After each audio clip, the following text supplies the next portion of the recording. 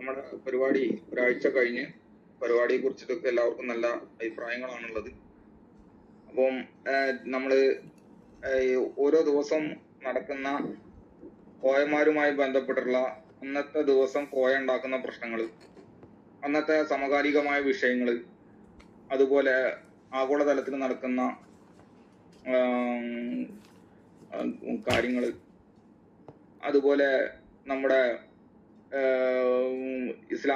ഇസ്ലാമിക കാര്യങ്ങളുമായി ബന്ധപ്പെട്ടിട്ടുള്ള സംശയങ്ങൾ, പിന്നെ ടീച്ചറുടെ കാഴ്ചപ്പാടുകളായിട്ടുള്ള വിഷയങ്ങൾ, ഇതിനെ കുറിച്ചിട്ടൊക്കെയാണ് നമ്മൾ ജാമിദ ടീച്ചറോട് ചോദിക്കാറുള്ളത്.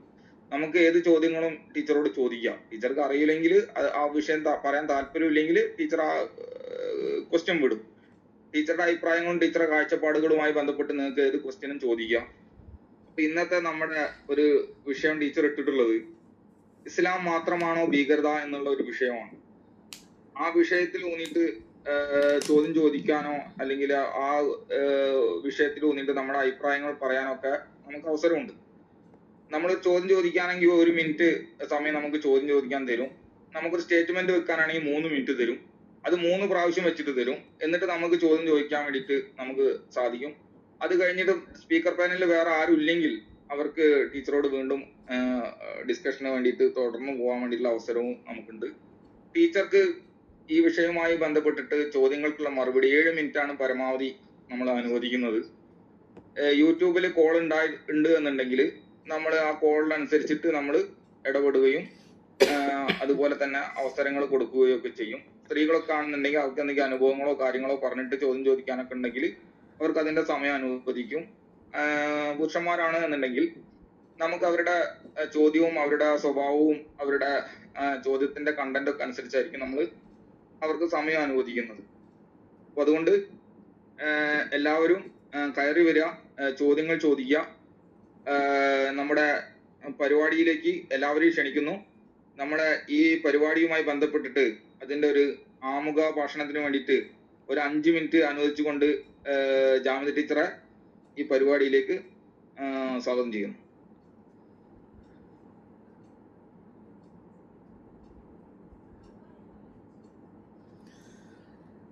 പ്രിയമുള്ള സുഹൃത്തുക്കളെ, നമ്മൾ ക്ലബ് ഹൗസിൽ പാഞ്ചജന്യം എന്ന് പറയുന്ന നമ്മുടെ റൂമിലാണ് ഈ ഡിസ്കഷൻ നടക്കുന്നത്. എല്ലാവർക്കും സുലഭമായിട്ടുള്ള അവസരങ്ങൾ ഉണ്ടാകും. നമ്മൾ ഒരു പബ്ലിക് പ്ലാറ്റ്ഫോമിൽ വന്നിരുന്ന് ഇത്തരം കാര്യങ്ങൾ ചർച്ച ചെയ്യുന്നതിൻ്റെ പ്രധാനപ്പെട്ട ലക്ഷ്യം, പ്രത്യേകിച്ച് നമുക്ക് എന്തെങ്കിലും ഒരു റവന്യൂ ബെനിഫിറ്റ് ഈ വിഷയത്തിലില്ല. പിന്നെ എന്തെങ്കിലും രൂപത്തിലുള്ള രാഷ്ട്രീയ താല്പര്യങ്ങളോ മത താല്പര്യങ്ങളോ ഈ വിഷയത്തിനകത്ത് ഞങ്ങൾക്കില്ല.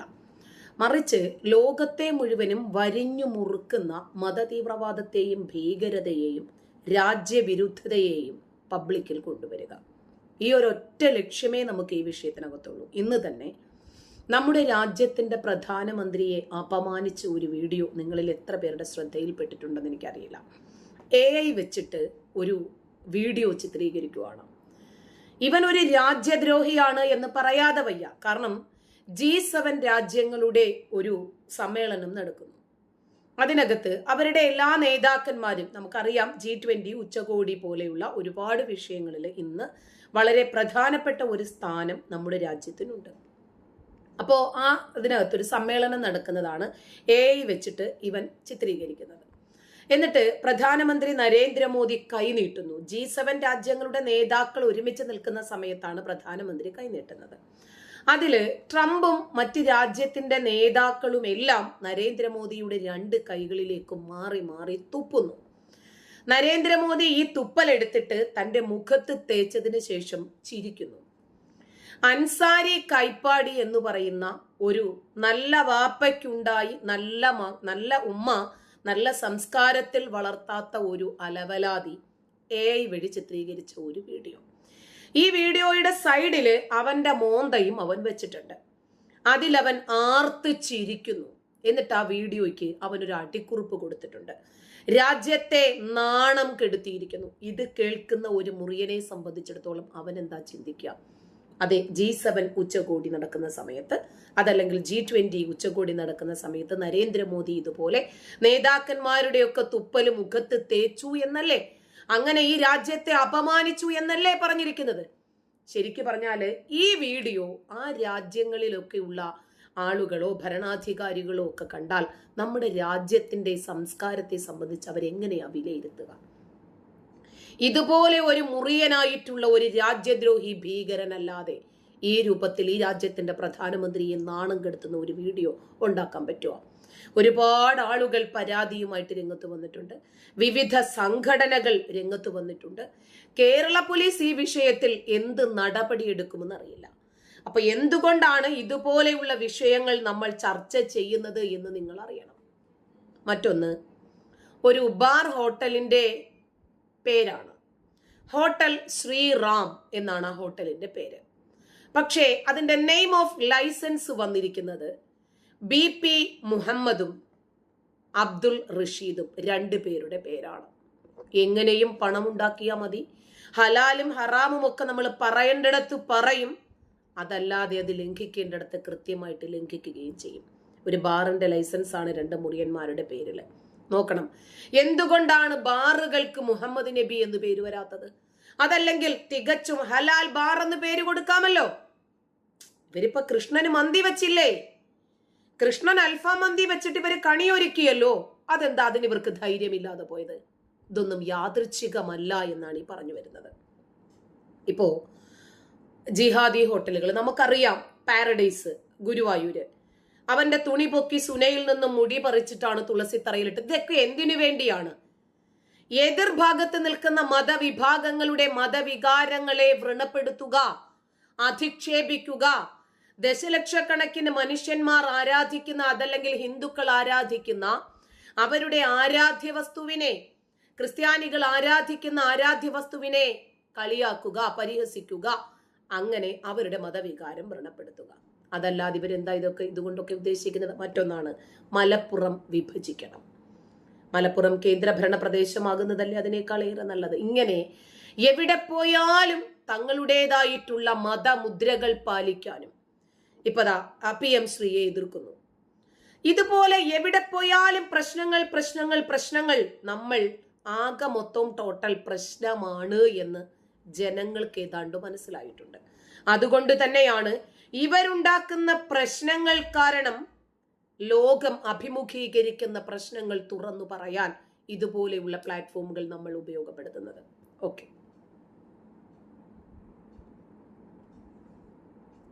അപ്പൊ നമ്മുടെ ടീച്ചർ കുറച്ച് വിഷയങ്ങളൊക്കെ പറഞ്ഞു പോയി.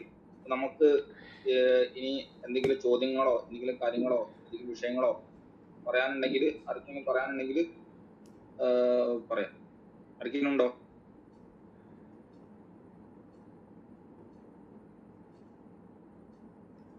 ചോദ്യങ്ങളുണ്ടെങ്കിൽ കയറി വരാം.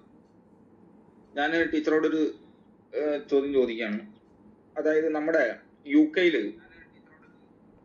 ഈ മുസ്ലിങ്ങളുടെ ഗ്രൂമിംഗ് ഗാങ്ങുമായി ബന്ധപ്പെട്ടിട്ട് 2.5 ലക്ഷം പെൺകുട്ടികളെ, ക്രിസ്ത്യൻ പെൺകുട്ടികളെ പീഡിപ്പിച്ചിട്ടുണ്ട് എന്നുള്ളതാണ് ഇപ്പൊ വരുന്ന റിപ്പോർട്ട്. 2.5 ലക്ഷം പെൺകുട്ടികളെ പീഡിപ്പിക്കണമെന്നുണ്ടെങ്കിൽ ഒരു ദിവസം എത്ര പെൺകുട്ടികളെ പീഡിപ്പിക്കണം എന്നുള്ളതൊന്ന് നമ്മളൊന്ന് ആലോചിച്ച് നോക്കുക.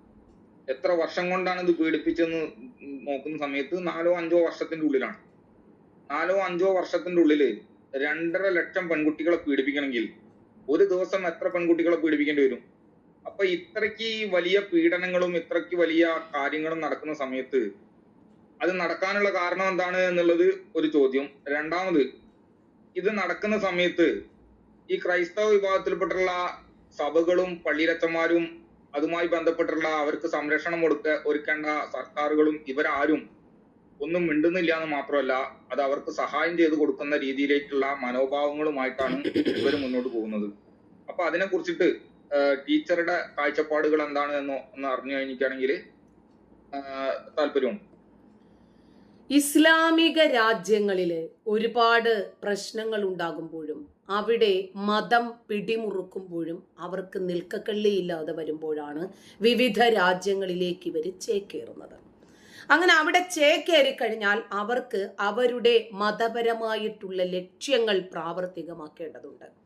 അതിനു വേണ്ടിയിട്ട് അവര് പല മേഖലകളിലും, ഇപ്പൊ അഭയാർത്ഥി പ്രശ്നങ്ങൾ, ന്യൂനപക്ഷ വേട്ട എന്ന് പറഞ്ഞു ഒരു വിഭാഗം ആളുകൾ, ഞങ്ങളുടെ അവകാശങ്ങൾ മതപരമായി സംരക്ഷിക്കണം എന്ന് പറഞ്ഞൊരു വിഭാഗങ്ങൾ, മറ്റ് കലാലയങ്ങളിലും അതുപോലെ ഗ്രൂമിംഗ് ഗാങ്ങുകൾ എന്തിനാണ്? പ്രധാനമായിട്ടും അമുസ്ലിങ്ങളെ ഇസ്ലാമിലേക്ക് കൊണ്ടുവരണം. ഇവരുണ്ടാക്കുന്ന അക്രമങ്ങളും അതുമായിട്ട് ബന്ധപ്പെട്ട ഒരുപാട് വിഷയങ്ങളും സമൂഹ മാധ്യമങ്ങളിലും അതുപോലെ വിദേശത്തുള്ള മാധ്യമങ്ങളിലും വലിയ രൂപത്തിൽ ചർച്ചകളാണ്. പക്ഷെ നമ്മുടെ നാട്ടിലെ മാധ്യമങ്ങളൊന്നും ഇത്തരം വിഷയങ്ങളൊന്നും എടുക്കാറില്ല. പ്രധാനമായിട്ടും ഇത് നടക്കുന്നത് ബ്രിട്ടനിലാണ്. ബ്രിട്ടനില് ഈ ഗ്രൂമിംഗ് ഗാങ്ങിൽപ്പെട്ട് ഒരുപാട് ആളുകൾ ജീവിതം വഴിമുട്ടി പൊറുതിമുട്ടി നിൽക്കുന്നതുമായി ബന്ധപ്പെട്ട ഒരുപാട് വാർത്തകൾ പുറത്തു വരുന്നുണ്ട്. ഒരിക്കൽ ഒരു പാർലമെന്റ് അംഗം MP ആണ്. അപ്പൊ അദ്ദേഹം വലിയ രൂപത്തിൽ അവിടെ നടക്കുന്ന ഈ ഗ്രൂമിംഗ് ഗാങ്ങിനെ പറ്റി വലിയ രൂപത്തിൽ പാർലമെന്റ് വരെ ഈ വിഷയം എത്തിച്ചിട്ടുണ്ട്. അപ്പൊ ഇവരെ റേപ്പ് ഗാങ് ഇൻക്വയറി എന്ന് പറഞ്ഞൊരു വിഭാഗവും കൂടിയുണ്ട്. അങ്ങനെ അദ്ദേഹം അതിനെ സംബന്ധിച്ച് 219 പേജുള്ള ഒരു സ്വതന്ത്രമായ റിപ്പോർട്ടാണ് പാർലമെന്റിൽ അവതരിപ്പിച്ചത്.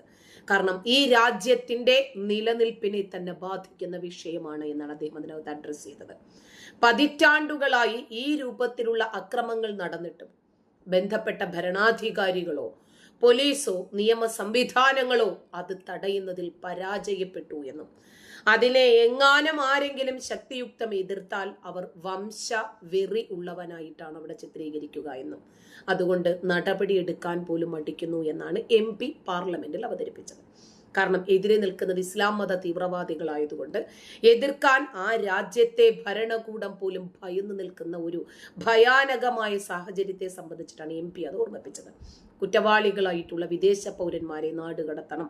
ഇത്തരം കേസുകളിലെ പ്രതികളുടെ വിവരങ്ങൾ ദേശീയതയ്ക്കും വംശത്തിനും കുടിയേറ്റ പദവിക്കുമൊക്കെ ഭീഷണിയാണ് എന്ന് കാണിച്ച് പബ്ലിക്കിൽ ഇത് പ്രസിദ്ധീകരിക്കണമെന്നുമുള്ള ആവശ്യമാണ് MP ഉന്നയിച്ചത്. അതോടുകൂടിയാണ് ഈ ഗ്രൂമിംഗ് ഗാങ്ങിനെ സംബന്ധിച്ച് വലിയ രൂപത്തിൽ അവിടെ പഠനങ്ങൾ വരുന്നത്, റിസർച്ചുകൾ വരുന്നത്, വിമർശനങ്ങൾ വരുന്നത്. അപ്പൊ ഈ വിഷയത്തിൽ വിവിധ അഭിപ്രായങ്ങൾ നിലനിൽക്കുമ്പോൾ തന്നെ ഈ കുറ്റക്കാർക്കെതിരെ ശക്തമായിട്ടുള്ള നടപടി വേണം എന്ന് ഒടുവിൽ ഭരണകൂടം തന്നെ തീരുമാനിക്കേണ്ടി വന്നു. കാരണം ആ രാജ്യത്ത് വിമർശനങ്ങൾ ശക്തമായി. ഒരു പ്രത്യേക സമുദായം പല രൂപങ്ങളിലും മതത്തിന്റെ പേരിൽ അല്ലാതെ പീഡനങ്ങൾ അനുഭവിച്ചിട്ട് മതം പിടിമുറുക്കിയപ്പോൾ ഈ മതം ഞങ്ങൾക്ക് വേണ്ട എന്ന് പറഞ്ഞ അഭയാർത്ഥികളായിട്ട് പല ജനാധിപത്യ രാജ്യങ്ങളിലും കുടിയേറിയിട്ട് അവിടെയും ഈ മതഭീകരതയെ കൊണ്ടുവരാൻ ശ്രമിക്കുന്നു. അപ്പോൾ ബ്രിട്ടനിലെ ഗ്രൂമിംഗ് ഗാങ് എന്ന് പറയുന്ന ഈ ജിഹാദി തീവ്രവാദ ഗ്രൂപ്പുകൾ ആ രാജ്യത്ത് അഴിച്ചുവിടുന്ന അക്രമങ്ങൾ കാരണം കലാലയങ്ങളിൽ സുരക്ഷിതരല്ല, ഇനി ഏതെങ്കിലും പാർക്കുകളിലോ ബീച്ചുകളിലോ പൊതു ഇടങ്ങളിലോ എന്ന് വേണ്ട, ഭരണകൂടത്തിനകത്ത് പോലും ഇവർ കയറിപ്പറ്റിയിരിക്കുന്നു. അപ്പോൾ ഇത് വലിയ രൂപത്തിൽ ഈ ഇടയ്ക്ക് വലിയ ചർച്ചകളായിട്ടുണ്ട്. ബ്രിട്ടനിൽ ഇന്നും ഇന്നലെയും തുടങ്ങിയതല്ല, കുട്ടികൾക്കെതിരായിട്ടുള്ള ലൈംഗിക ചൂഷണങ്ങൾ അതിനേക്കാൾ വലുതാണ്.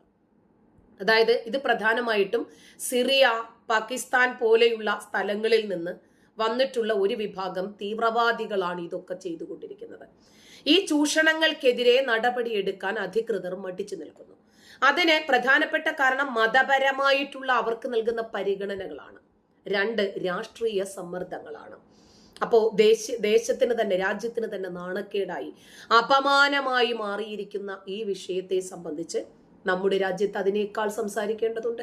കാരണം ലൈംഗിക ചൂഷണത്തിനും മതപരിവർത്തനത്തിനും ഇരയാകുന്ന വലിയ രൂപത്തിലുള്ള ഒരു വിഭാഗം ആളുകൾ നമ്മുടെ രാജ്യത്തുമുണ്ട്.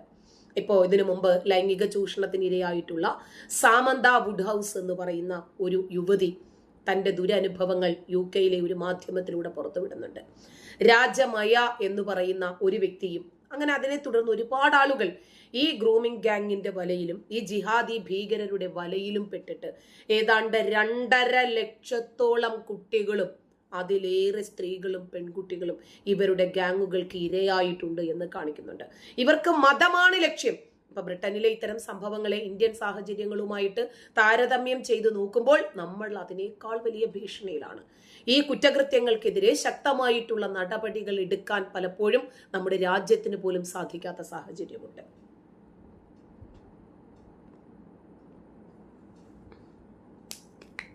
എന്റെ ഒരു രണ്ടാമത്തെ ഒരു ചോദ്യം ഉണ്ടായിരുന്നു.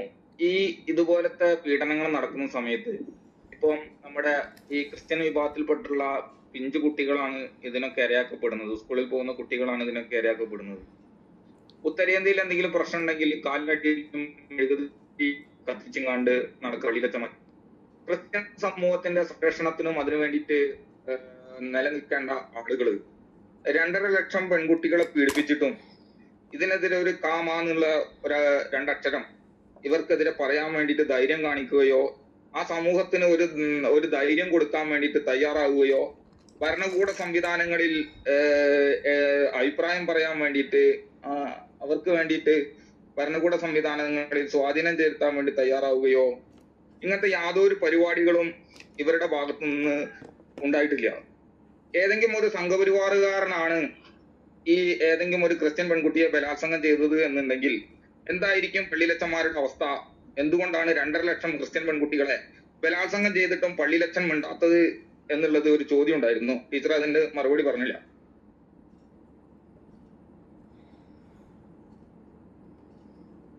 നമുക്ക് വേണ്ട ലൈവിന് ഒരു പ്രശ്നം വന്നിട്ടുണ്ട്.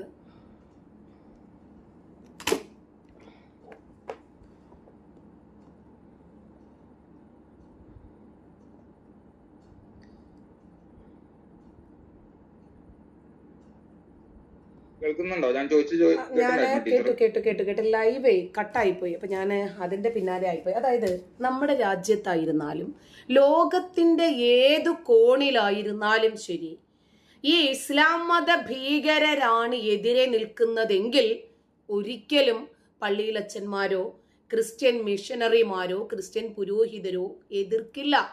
കാരണം അവർക്ക് അതിനുള്ള നട്ടെൽ ഉണ്ടായിരുന്നെങ്കിൽ ഇന്ന് ഇത്രയും വലിയ ഭീകരതകളൊന്നും അവർ അഭിമുഖീകരിക്കേണ്ടി വരുമായിരുന്നില്ല. ഇപ്പോ ക്രിസ്ത്യൻ മിഷണറിമാർ നടത്തുന്ന സ്കൂളുകളിൽ ഈ ഇസ്ലാമിസ്റ്റ് ജിഹാദി തീവ്രവാദികൾ കാണിച്ചു കൂട്ടുന്നത് എന്തൊക്കെയാ? അവർക്കതിനെ എതിർക്കാൻ പറ്റുന്നുണ്ടോ? ഇപ്പൊ ജോസഫ് മാഷിന്റെ വിഷയം മാത്രമല്ലല്ലോ, പാലാ ബിഷപ്പിന്റെ വിഷയം അടക്കമുള്ള, ആന്റണി അച്ഛൻ അടക്കമുള്ള എത്രയോ ആളുകൾ ഭീകരതയ്ക്ക് ഇരയായിട്ടുണ്ട്. പിന്നെയാണോ വല്ല രാജ്യത്തും കിടക്കുന്നത്? ഇവര് എവിടെയായിരുന്നാലും ഇവരുടെ തനിനിറമല്ലേ കാണിക്കൂ. ഇപ്പൊ ഫ്രാൻസിസ് മാർപ്പാപ്പ എന്തു ചെയ്തുകൊണ്ടിരിക്കുന്നത്? ഇസ്ലാമിക ഭീകരതയെ താലോലിച്ചു മടിയിലിട്ട് വളർത്തിക്കൊണ്ടിരിക്കുവല്ലേ. അപ്പൊ 2.5 ലക്ഷം ആളുകൾ പീഡിപ്പിക്കപ്പെട്ടാലും, ഇനി അതല്ല 2 കോടി ആളുകൾ പീഡിപ്പിക്കപ്പെട്ടാലും ശരി, ഇസ്ലാം മത തീവ്രവാദത്തെ എതിർക്കാനോ ഈ ജിഹാദി ഭീകരതയോട് സമരസപ്പെടില്ല എന്ന് പബ്ലിക്കായിട്ട് പ്രഖ്യാപിച്ച് എതിർക്കുകയോ ചെയ്യാൻ ഇവരെ കൊണ്ട് സാധിക്കില്ല.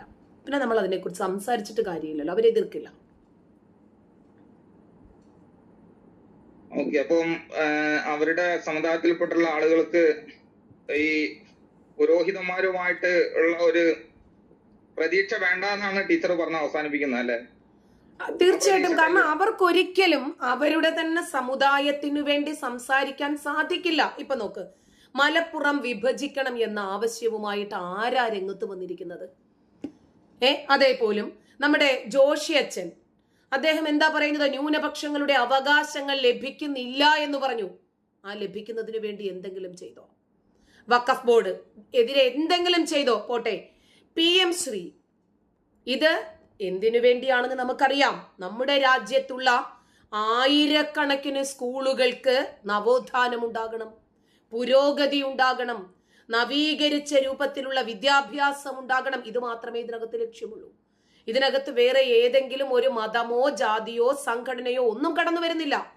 പക്ഷെ അപ്പോഴും സമസ്ത അവരുടെ നിലപാട് പറഞ്ഞു. ഈ PM ശ്രീ അനുകൂലിച്ചുകൊണ്ട് ഇവരാരെങ്കിലും രംഗത്ത് വന്നോ? വന്നില്ല. അതിനെ ഇവർക്ക് ഉമീദ് പോർട്ടലിനെ സംബന്ധിച്ച് ഇവർ പറയുന്നു, അതിനെ ആരെങ്കിലും എതിർത്തുകൊണ്ട് രംഗത്ത് വന്നോ? അതുകൊണ്ട് ഇവരുടെ ഭാഗത്ത് നിന്നും ഒരിക്കലും ഇസ്ലാം മത ഭീകരതയ്ക്കെതിരെ ഒരു ശബ്ദമുയരും എന്ന് പ്രതീക്ഷിക്കരുത്. ഞാൻ അങ്ങനെ വിശ്വസിക്കുന്ന ആളാ. കാരണം ഇപ്പോ നമ്മുടെ ജിഫ്രി മുത്തുക്കോയ തങ്ങൾ, അദ്ദേഹം എന്താ പറയുന്നത്? ജനങ്ങൾക്കും ചരിത്ര സത്യങ്ങൾക്കും എതിരാണ് PM ശ്രീ എന്നാ പറഞ്ഞത്. അതേപോലും ഇവരാരെങ്കിലും ടിപ്പുവിന്റെ ചരിത്രമല്ല കുട്ടികൾ പഠിക്കേണ്ടത്. മുഗളന്മാരായിട്ടുള്ള മതപരിവർത്തകന്മാരുടെ ചരിത്രമല്ല കുട്ടികൾ പഠിക്കേണ്ടത്. വാരിയംകുന്നന്റെ സ്മാരകമല്ല ഈ കേരളക്കരയിൽ ഉയരേണ്ടത് എന്നിവരാരെങ്കിലും പറഞ്ഞോ? ഇല്ല. സ്കൂളിന്റെ മുറ്റം കാണാത്ത കുഞ്ഞുങ്ങളെ കൊണ്ടുപോയിട്ട് മദ്രസയിലിട്ട് കുണ്ടനടിച്ച് പീഡിപ്പിച്ച് രസിക്കുന്ന ഈ ഉസ്താദുമാര് പറയും സ്കൂളിൽ ഏത് സമയം വേണം, എന്ത് കുട്ടികൾ പഠിക്കണം, എന്ത് കുട്ടികൾ പഠിക്കണ്ട. ലീഗ് നയിക്കും ഈ കേരളം. ലീഗ് ഭരിക്കും ഈ കേരളം. നമ്മള് അന്നു മുതൽ ഇന്നു വരെ എന്ന വണ്ണം ഈ രാജ്യത്തിനു വേണ്ടി ശബ്ദമുയർത്തുമ്പോൾ ഇവരുടെ ഭാഗത്ത് നിന്ന് എവിടെ നിന്നെങ്കിലും നമ്മൾ കേട്ടിട്ടുണ്ടോ ഇങ്ങനെ ഒരു ശബ്ദം?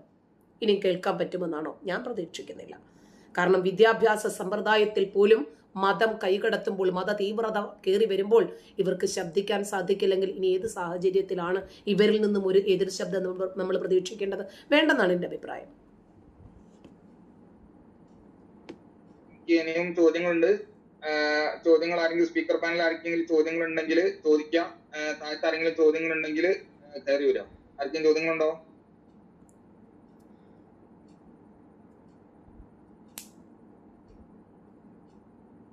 ചോദ്യങ്ങളുണ്ടോ ആർക്കെങ്കിലും?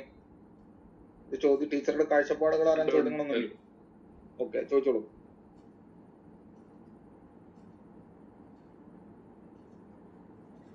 റേഞ്ച് ഇഷ്യൂ ഒന്നും അറിയില്ല കേട്ടോ. കേൾക്കുകയാണെങ്കിൽ പറഞ്ഞാൽ മതി. കേൾക്കുന്നുണ്ട്. അതെ, ഈ സുന്നത്ത് എന്ന് പറഞ്ഞിട്ടുള്ള അന്ധവിശ്വാസേ ഇത് സയൻസ് ആണെന്ന് പറയണോ അതോ ശരിക്കും ഈ മുഹമ്മദ് നബി പറഞ്ഞു ചെയ്യുന്നു എന്ന് സത്യസന്ധമായിട്ട് പറഞ്ഞിട്ടാണോ ഇസ്ലാമിക പണ്ഡിതര് പറഞ്ഞ് ഇതൊക്കെ ചെയ്യിക്കുന്നത് എന്നൊന്ന് അറിഞ്ഞാൽ കൊള്ളാമെന്നുണ്ട്. ഉദ്ദേശിക്കുന്നത് സിർക്കംസിഷനെ കുറിച്ചിട്ടാണോ?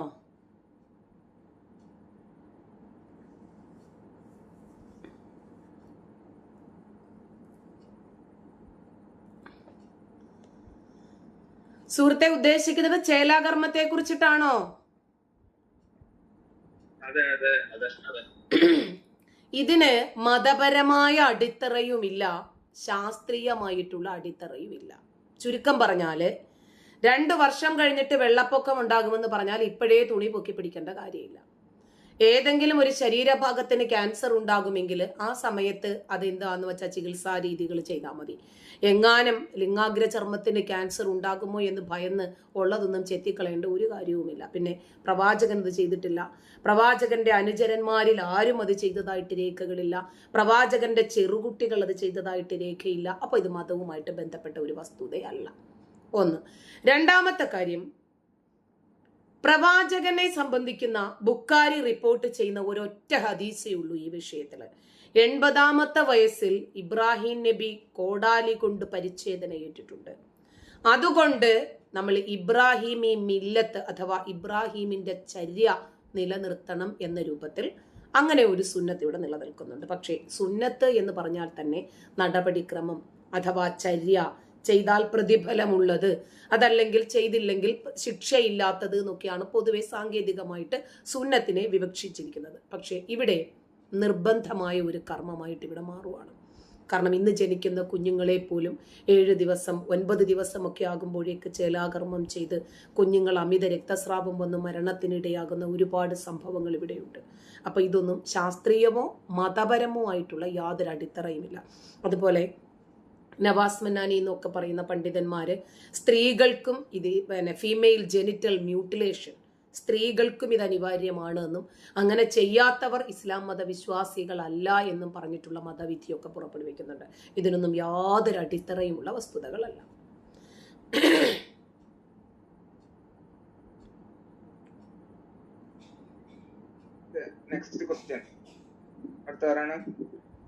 ഞാനൊന്ന് ചോദിച്ചോട്ടെ, ജാഗ്രത, ഈ ഖുർആൻ അല്ലാതെ മുസ്ലിമുകൾക്ക് രണ്ടാമതൊരു പുസ്തകം കൂടി ഉണ്ടെന്ന് ഞാൻ കേട്ടിട്ടുണ്ട്.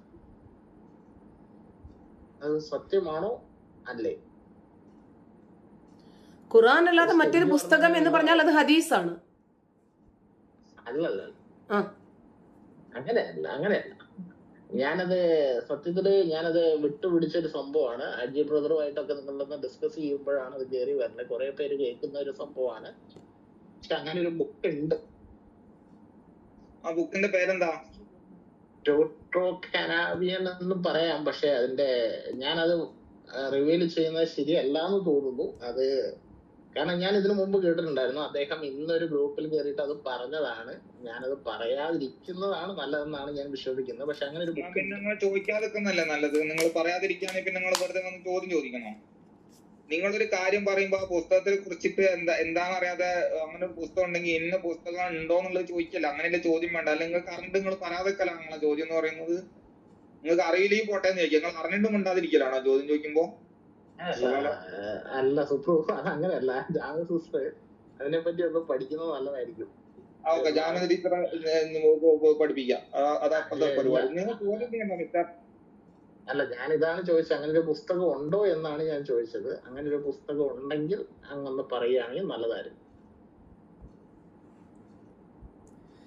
അജയ് ബ്രദറുമായിട്ടുണ്ടായിരുന്ന ചർച്ച നിങ്ങൾ ഉദ്ദേശിക്കുന്ന വിഷയത്തിലുള്ള ചർച്ചയല്ല. അല്ലല്ല സിസ്റ്റർ, അങ്ങോട്ട് പോകണ്ട. സോറി കേട്ടോ, നിങ്ങളൊരു കാര്യം ചെയ്ത, നിങ്ങളൊരു ചോദ്യം ചോദിച്ചു കഴിഞ്ഞാൽ നിങ്ങൾ മ്യൂട്ട് ചെയ്ത് അവിടെ മര്യാദയ്ക്ക് അച്ചടക്കത്തോട് കൂടി ഇരിക്കുക. ഓക്കെ, ഇരിക്കാം. പക്ഷെ ഞാനൊന്ന് പറഞ്ഞു കൊടുക്കാം. സുപ്രീം ഒന്ന് പറഞ്ഞു കൊടുക്കും. താഴ്ത്തു പോയി ചോദ്യത്തിന് മറുപടി ഉത്തരം നേരെ ഇവിടുന്ന് കേട്ടാ മതി. ഓക്കെ, ഒരു ചോദ്യം ചോദിച്ചു കഴിഞ്ഞാൽ ചോദ്യം ചോദിക്കാൻ വേണ്ടിയിട്ട് നമ്മുടെ ഗസ്റ്റ് ആയിട്ടുള്ള ജാമ്യ ടീച്ചർ ഇവിടെ ഉണ്ട്. ആ ടീച്ചർ മൈക്ക് എടുത്തു കഴിഞ്ഞാൽ പിന്നെ നിങ്ങൾ മൈക്ക് എടുക്കാൻ പാടില്ല. അതൊരു അച്ചടക്കമുള്ള ഒരാൾക്ക് ചേർന്ന പരിപാടിയല്ല. അവര് പറഞ്ഞു കഴിഞ്ഞിട്ട് നിങ്ങൾക്ക് വീണ്ടും അവസരം ഉണ്ടല്ലോ, 3 ചോദ്യത്തിനുള്ള അവസരം ഉണ്ട് ഇവിടെ. അപ്പൊ നിങ്ങൾ ഇവിടെ വന്ന് കണ്ട ഇടയ്ക്കിടയ്ക്ക് പിട്ടുന്ന തേങ്ങ ഇടുന്ന മാതിരി നിങ്ങൾ മൈക്ക് എടുക്കുന്നത് നമ്മുടെ പരിപാടി അലങ്കോലപ്പെടും. മനസ്സിലായോ? ഇത് ഒരുപാട് ആളുകൾ കേൾക്കുന്നുണ്ട്, ഇത് റെക്കോർഡ് ചെയ്യുന്നുണ്ട്, യൂട്യൂബിൽ ഇടുന്നുണ്ട്. അപ്പൊ അതിൻ്റെതായിട്ടുള്ള ഒരു മൂല്യച്യുതി അതിന് സംഭവിക്കും. അതുകൊണ്ട് അങ്ങനത്തെ പരിപാടികളൊന്നും അനുവദനീയമല്ല. ടീച്ചർ മറുപടി പറഞ്ഞു കഴിഞ്ഞിട്ട് ഞാൻ കൊടുക്കാൻ. ഓക്കെ, ഇല്ല, മറ്റെന്തെങ്കിലും ചോദ്യങ്ങൾ ഉണ്ടെങ്കിൽ നമുക്ക് അതിലേക്ക് പോകാം. ഞാനൊരു കാര്യം ചോദിക്കുകയാണ്. എനിക്ക് ഇതിനകത്ത് ഞാൻ ആരിഫ് ഹുസൈൻ്റെ ലിയക്കത്തിലയുടെയും ഒക്കെ നിങ്ങളുടെ ജാമ്യ ടീച്ചറിൻ്റെയും ഒക്കെ ഞാൻ വീഡിയോ ഫോളോ ചെയ്യുന്ന ഒരാളാണ്. യൂട്യൂബ് വീഡിയോസ് മുതൽ എല്ലാ കാര്യങ്ങളും നിങ്ങളുടെ ഫേസ്ബുക്ക് പോലും ഞാൻ ഫ്രണ്ടാണ്. അപ്പം ഈ കാര്യങ്ങളെല്ലാം ഫോളോ ചെയ്യുന്ന ഒരാളായതുകൊണ്ടാണ് ഞാൻ ഈ ചോദിക്കുന്നത്. ഇതിനകത്ത് ആരിഫ് ഹുസൈൻ ഒരിക്കലും ഒരു കാര്യം പറഞ്ഞായിരുന്നു. അതായത് കാഫിറിനെ, അതായത് നോൺ മുസ്ലിമിനെ ഒരു മുസൽമാന് ലൈംഗികമായിട്ട് ഉപയോഗിക്കാനുള്ള, അല്ലെങ്കിൽ ആ കാഫറിനെ ഉപയോഗിച്ചാൽ കുഴപ്പമില്ല. അതുകൊണ്ടാണ് ഞാൻ ഈ I am going back to the grooming ഗ്യാങ്ങിന്റെ ആ ഒരു കാര്യത്തിലേക്കാണ് പോകുന്നത്. അപ്പൊ ഈ ഗ്രൂമിംഗ് ഗ്യാങ്ങിന് അവർക്ക് ഇങ്ങനെ മറ്റു മതത്തിലുള്ള കുട്ടികളെ, അല്ലെങ്കിൽ കാഫർ കുട്ടികളെ ലൈംഗികമായിട്ട് ഉപയോഗിക്കാൻ പറ്റും, അല്ലെങ്കിൽ അത് കുഴപ്പമില്ല എന്ന് ഇസ്ലാം പഠിപ്പിക്കുന്നുണ്ടോ എനിക്കറിയത്തില്ല. അതുകൊണ്ട് ആരിഫ് ഹുസൈൻ അത് ഒരിക്കൽ പറഞ്ഞിരുന്നു. അത് ഉണ്ടെങ്കിൽ അതിന്റെ റെഫറൻസ് എനിക്ക് കിട്ടിയാൽ അത് ഞാനൊരു ക്രിസ്ത്യ വിശ്വാസത്തിൽ ഫോളോ ചെയ്യുന്ന ഒരാളാണ്. അപ്പൊ അത് എന്നോട് പലപ്പോഴും ആളുകൾ സംസാരിക്കുമ്പോൾ അങ്ങനെ ഒരു പഠിപ്പീര് ഇതിനകത്തുണ്ടോ എന്ന് ചോദിച്ചപ്പോൾ ആരിഫ് ഹുസൈൻ്റെ ഏതോ ഒരു വീഡിയോയിൽ ഞാൻ ഏകദേശം 1-2 വർഷം മുമ്പ് ആരിഫ് ഹുസൈനും ലിയാഖത്തിലും ഒക്കെ ഒരുമിച്ചിരുന്ന് സംസാരിക്കുന്ന സമയത്ത് കണ്ട ഒരു സംഭവത്തിൽ നിന്നാണ് ഞാൻ ചോദിക്കുന്നത്. അപ്പൊ കാഫറിന്റെ കുട്ടികളെ, അല്ലെങ്കിൽ കാഫറായിട്ടുള്ള ആളുകളെ ലൈംഗികമായിട്ട് ഉപയോഗിക്കാനായിട്ട് ഇസ്ലാമിൽ എന്തെങ്കിലും നിർദ്ദേശം എന്ന് ഞാൻ പറയുന്നില്ല, അങ്ങനെ ഉപയോഗിച്ചാൽ തന്നെ അത് കുഴപ്പമില്ല എന്ന് പഠിപ്പിക്കുന്ന എന്തെങ്കിലും പഠിപ്പീരുകളുണ്ടോ? ഉണ്ടെങ്കിൽ അത് വളരെ അപകടകരമാണ്. അത് നമ്മളൊന്ന് ശ്രദ്ധിക്കണം. അതുണ്ടെങ്കിൽ അതിന്റെ റെഫറൻസ് കിട്ടിയാൽ, ജാമ്യ ടീച്ചർ ഇതിനകത്തൊക്കെ ഇൻഡെപ്ത് ആയിട്ട് പോയിട്ടുള്ള ആളായതുകൊണ്ട് മാത്രമാണ് ഞാൻ ചോദിക്കുന്നത്, എങ്ങനെ ഒരു റെഫറൻസ് ഉണ്ടോ? Thank you. ഒന്നാമത്തെ കാര്യം, ആരിഫ് പറഞ്ഞതിൻ്റെ ഉത്തരവാദി ആരിഫാണ്. അതിൻ്റെ തെളിവും ആരിഫിനോട് തന്നെയാണ് ചോദിക്കേണ്ടത്. ഇത് മതപരമായി ഇതിനെ നമ്മൾ വ്യാഖ്യാനിക്കുമ്പോൾ സ്വാഭാവികമായിട്ടും കുഴപ്പമില്ല. കാരണം എതിരെ വരുന്നത് കാഫിറാണ്. ഇപ്പോൾ ഈ മതം മാറിയ ഒരു പെൺകുട്ടി സ്വന്തം പിതാവ് കാഫിറാണ് എന്നതിൻ്റെ പേരിൽ സ്ട്രോക്ക് വന്ന് ആശുപത്രിയിൽ കിടക്കുന്ന പിതാവിൻ്റെ മുഖത്ത് തുപ്പിയപ്പോൾ പോലും അത് കാഫിറല്ലേ, കുഴപ്പമില്ല എന്നാണ് പറഞ്ഞത്. ഇനി അതല്ല, വഴിയിലെങ്ങാനും കാഫിറുകൾ നടന്നു വന്നു കഴിഞ്ഞാൽ അവനെ ചവിട്ടി തള്ളിയിടുക, ഇടവഴിയിലെങ്ങാനും എതിരെ കാഫിർ വന്നു കഴിഞ്ഞാൽ കുഴപ്പമില്ല. അതുപോലെ നമ്മൾ കണ്ടു, അഖില ഹാദിയയുടെ അമ്മ മരിച്ചപ്പോൾ അവർ കാഫിറാണ്. അതുകൊണ്ട് ഇനിയിപ്പോൾ അവരെ വന്ന് രോഗിയാണ്, അവരെ വന്ന് നോക്കിയിട്ടില്ലെങ്കിലും അവരുടെ മയ്യത്ത് പോലും ഒന്ന് കണ്ടിട്ടില്ലെങ്കിലും പ്രോബ്ലം ഒന്നുമില്ല, കാരണം അവർ കാഫിറാണല്ലോ. പിന്നെ നമ്മൾ മതം വിട്ടു, കാഫിറുകളാണ്, അതുകൊണ്ട് നമ്മളെ ഒരുപാട് ആളുകൾ വന്ന് തെറി പറയുമ്പോൾ അതും കുഴപ്പമില്ല, കാരണം അതും മതപരമായിട്ടൊരു ചര്യയാണ്, പ്രശ്നമില്ല. പിന്നെ ലവ് ജിഹാദിനകത്ത് അകപ്പെടുത്തി, ഐസിസ് പോലെയുള്ള ഗ്രൂപ്പിനകത്ത് കൊണ്ടുപോയിട്ട് അകപ്പെടുത്തി കഴിഞ്ഞാൽ കുഴപ്പമില്ല, ലക്ഷ്യം തീർന്നു. അത് കഴിഞ്ഞാൽ ഉടനെ അടുത്ത ആളിൻ്റെ പിന്നിലെ തിരിയുക, അതൊക്കെ വെച്ചിട്ടായിരിക്കണം ആരിഫ് പറഞ്ഞത്. അതല്ലെങ്കിൽ ആരിഫിന്റെ കയ്യിൽ അതിന്റെ റെഫറൻസ് ഉണ്ടാകും. ഇങ്ങനെ നോക്കുമ്പോൾ തലത്തിൽ തത്വം തുല്യമാണ്. കാരണം എതിരെ കാഫിർ വന്നാൽ കാഫിറിനെ എന്ത് ചെയ്തിരുന്നാലും ശരി, ഒരു പ്രോബ്ലവുമില്ല. മതം മാറ്റിയാലും അടിച്ചാലും കൊന്നാലും തെറി പറഞ്ഞാലും അധിക്ഷേപിച്ചാലും കൂട്ടിയിട്ട് കത്തിച്ചാലും ഒരു പ്രോബ്ലവുമില്ല. കാരണം എന്താ? അവൻ കാഫിറാണ്. ഇനി മതം വിട്ടവനോട് അതിനേക്കാൾ മ്ലേച്ഛമായ രീതിയാണ് സ്വീകരിക്കാൻ പറഞ്ഞത്. അതിന്റെ റെഫറൻസ് ആരിഫിനോട് ചോദിക്കുന്നതായിരിക്കും നല്ലത്. തീർച്ചയായിട്ടും. Thank you so much. ഒരു കാര്യം അതുപോലെ തന്നെ ഈ ഇസ്ലാമിൽ പന്നി കഴിക്കരുത് എന്നൊരു കാര്യം പറഞ്ഞു. ഞാൻ ചോദിച്ചോട്ടെ, കുഴപ്പമില്ലല്ലോ. ഇസ്ലാമിൽ പന്നി കഴിക്കരുത് എന്ന് പറയുന്നുണ്ട്. എന്നാല് നമ്മള് ഒരു വാർ നടക്കുന്ന സമയത്ത് പന്നിയോ അല്ലെങ്കിൽ എതിരായിട്ട് വരുന്ന കാഫിറിന്റെ മാംസം പോലും കഴിച്ചാൽ അത് ഹലാലാണെന്ന് കേട്ടു. അങ്ങനെ ഒരു സംഭവം ഈ ഇസ്ലാമിൽ പഠിപ്പിക്കുന്നുണ്ടോ? അതുണ്ട്. ഇന്ദല്ലറൂറത്തി കുല്ലും ജായിസൂൻ എന്നാ പ്രവാചകൻ പഠിപ്പിച്ചത്. അതായത് നിർബന്ധിതമായിട്ടുള്ള സാഹചര്യങ്ങളിൽ പല ഹറാമുകളും ഹലാലാകും, കുഴപ്പമില്ല. കാരണം യുദ്ധം നടക്കുന്ന സന്ദർഭത്തിൽ മറ്റൊന്നും കിട്ടാനില്ലല്ലോ, അതുകൊണ്ട് കുഴപ്പമില്ല. ഇനിയിപ്പോ ഒരു മനുഷ്യൻ എവിടെയെങ്കിലും ഒരിടത്ത് അകപ്പെട്ടു പോയി, ആ സമയത്ത് അവന് കുടിക്കാൻ ഒന്നും കിട്ടിയിട്ടില്ല, അവിടെ മദ്യമേ ഉള്ളൂ ജീവൻ നിലനിർത്താൻ ഉള്ളതെങ്കിൽ അത് കുടിക്കാം. അതുകൊണ്ടാണ് നിർബന്ധിതമായ സാഹചര്യങ്ങളിൽ അങ്ങനത്തെ മതവിധി പ്രകാരം നോക്കേണ്ടതില്ല, ജീവൻ നിലനിർത്താൻ സാധ്യമായതൊക്കെ ചെയ്യാം, പ്രോബ്ലമില്ല.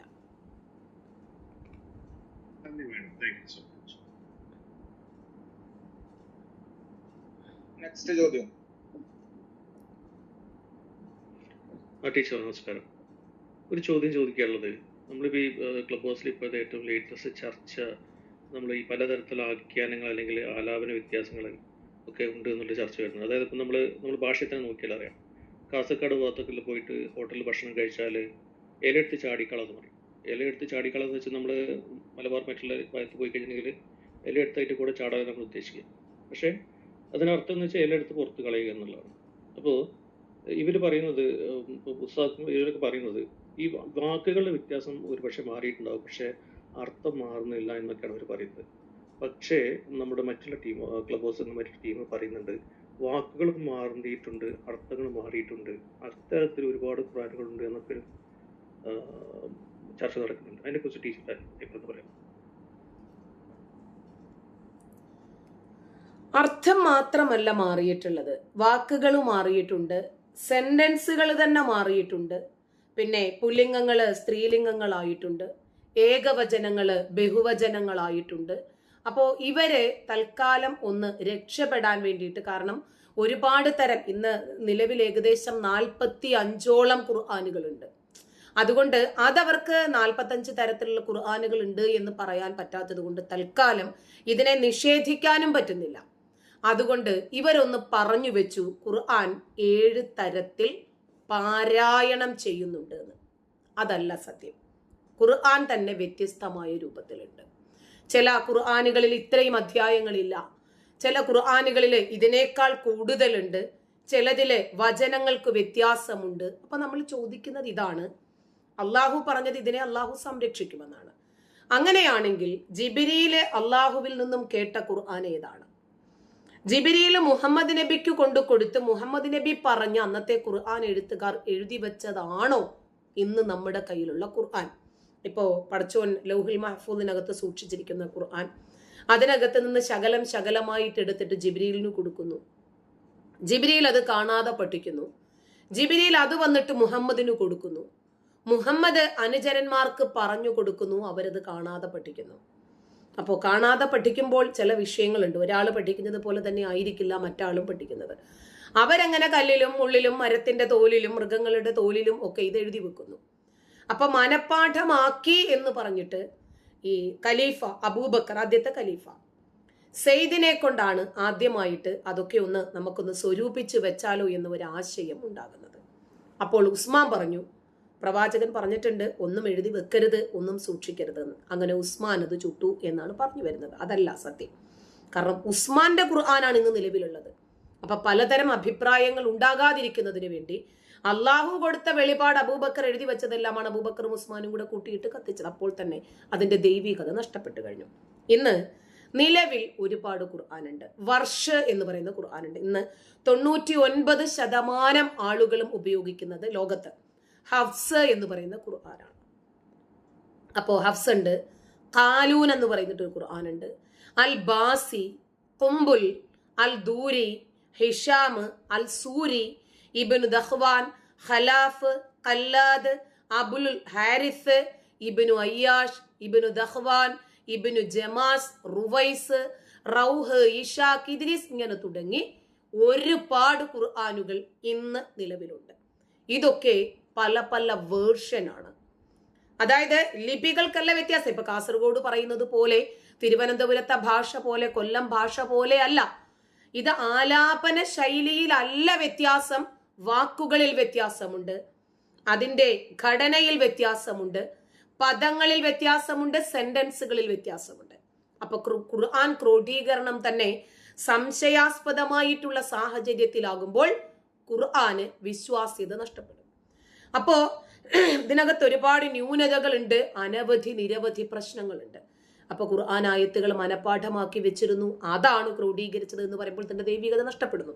കാരണം ഒരു യുദ്ധത്തില് ഖുർആൻ മനഃപാഠമാക്കിയ ആളുകളൊക്കെ മരണപ്പെടുമ്പോൾ ഇത് ഇനി വരുന്ന ഒരു ജനറേഷന് വേണ്ടേ എന്ന് ചിന്തിക്കുന്നത് മനുഷ്യരാ. അബൂബക്കറും ഉമറും ഉസ്മാന്റെ കാലഘട്ടത്തിലുള്ള ആളുകളും ഒക്കെയാ ചിന്തിക്കുന്നത്. അപ്പൊ ഇനി വരുന്ന ഒരു ജനതയ്ക്ക് കൃത്യമായിട്ട് ഇത് അനിവാര്യമാണ് എന്ന് അള്ളാഹുവിനല്ലേ തോന്നേണ്ടത്. അങ്ങനെയാണെങ്കിലല്ലേ ഇതിനൊരു ദൈവികത വരത്തുള്ളൂ. ഇന്ന് നമ്മുടെ കയ്യിലുള്ള ഖുർആൻ ദൈവിക ഗ്രന്ഥമല്ല, പടച്ചോൻ നൽകിയ വെളിപാടുമല്ല. ഇത് ഉസ്മാന്റെ ഗ്രന്ഥം മാത്രമാണ്.